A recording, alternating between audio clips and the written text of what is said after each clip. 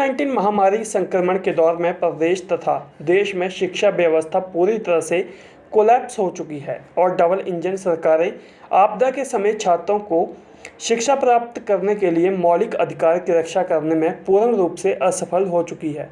कांग्रेस प्रवक्ता प्रेम कौशल ने जारी एक बयान में सरकार की आलोचना करते हुए आरोप लगाया कि महामारी के दौर में शिक्षा तथा शिक्षण व्यवस्था के प्रति 2 कदम आगे 2 कदम पीछे की नीति पर सरकार कार्य कर रही है। कभी शिक्षण संस्थान बंद कर दिए जाते हैं तो कभी आनन फानन में खोलने का फरमान जारी कर दिया जाता है, जबकि सरकार यह भली प्रकार से जानती है कि कोरोना के साथ अभी देर तक लड़ना पड़ेगा और इस वायरस के संक्रमण की संभावनाओं को ध्यान में रखकर ही सरकार को कार्य योजना बनानी चाहिए थी, परंतु सरकार इस विषय पर पूरी तरह से कन्फ्यूजन की स्थिति में है। निजी स्कूलों की प्रबंध समितियों और अभिभावकों के बीच सरकार के ढुलमुल रवैये की वजह से खाई बढ़ती जा रही है। निजी स्कूलों द्वारा ली जाने वाली फीस को लेकर सरकार कोई ठोस नीति बनाने से पीछे हट रही है, जिसके चलते निजी स्कूल प्रबंधकों को समाज में खलनायक के रूप में पेश किया जा रहा है, जबकि प्रदेश को शिक्षा के क्षेत्र में शिखर पर ले जाने के साथ साथ रोजगार सृजन में भी निजी शिक्षण संस्थानों की महत्वपूर्ण भूमिका रही है। निजी स्कूलों की तरफ से अभिभावकों को राहत देने के मामले पर सरकार को आगे आकर कोई राहत पैकेज देना चाहिए। कांग्रेस प्रवक्ता ने आरोप लगाया कि महामारी का सामना करते हुए शिक्षा क्षेत्र में स्थिरता एवं निरंतरता बनाए रखने के लिए सरकार की कोई कार्य योजना नहीं है।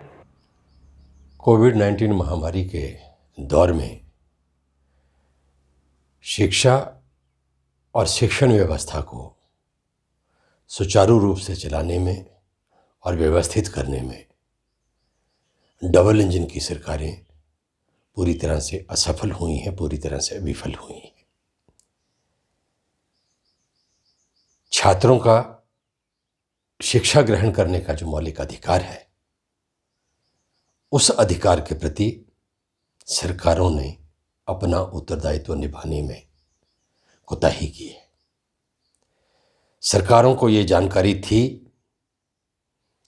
कि कोविड-19 वायरस के साथ लंबी लड़ाई लड़नी पड़ेगी, लंबी जंग करनी पड़ेगी और इस वायरस के साथ साथ ही सारी व्यवस्था को चलाना पड़ेगा। परंतु शिक्षा के क्षेत्र की अगर बात करें तो इसमें सरकार ने बहुत कोताही बरती है। हमेशा से सरकार इस मसले के ऊपर शिक्षण संस्थानों को चलाने को लेके, उनको व्यवस्थित करने को लेके कन्फ्यूजन की स्थिति में रही है। कभी शिक्षण संस्थानों को बंद करने के आदेश दे दिए जाते हैं तो आनन फानन में कभी शिक्षण संस्थानों को खोलने के आदेश दे दिए जाते हैं। चाहिए तो यह था कि एक स्पष्ट और फुल प्रूफ कार्य योजना सरकार बनाती, जिस कार्य योजना में कोरोना वायरस के साथ किस तरीके से शिक्षा जो हमारी व्यवस्था है उसको हम चालू रखें और उसको व्यवस्थित करें। परंतु ऐसी कार्य योजना बनाने में सरकार पूरी तरह से नाकाम हुई है, विफल हुई है।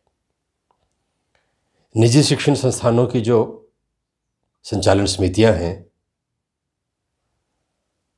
प्रबंधन समितियां हैं, प्रबंधक हैं, उनके बीच में और अभिभावकों के बीच में खाई दिन प्रतिदिन बढ़ती जा रही है। निजी स्कूलों द्वारा ली जाने वाली जो स्कूल की फीस है, उसको लेकर सरकार को ठोस नीति बनाने में असफल हुई है। अभी तो ये कहना चाहिए कि सरकार ने अपने कदम पीछे खींचे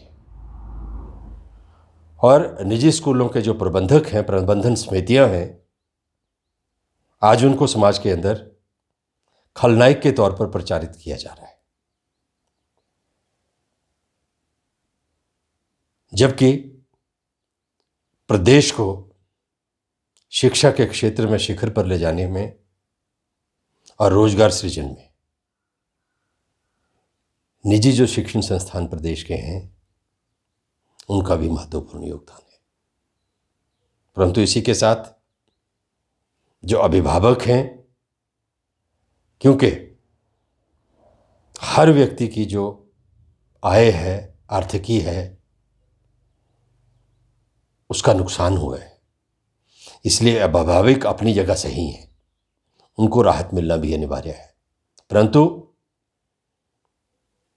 ये राहत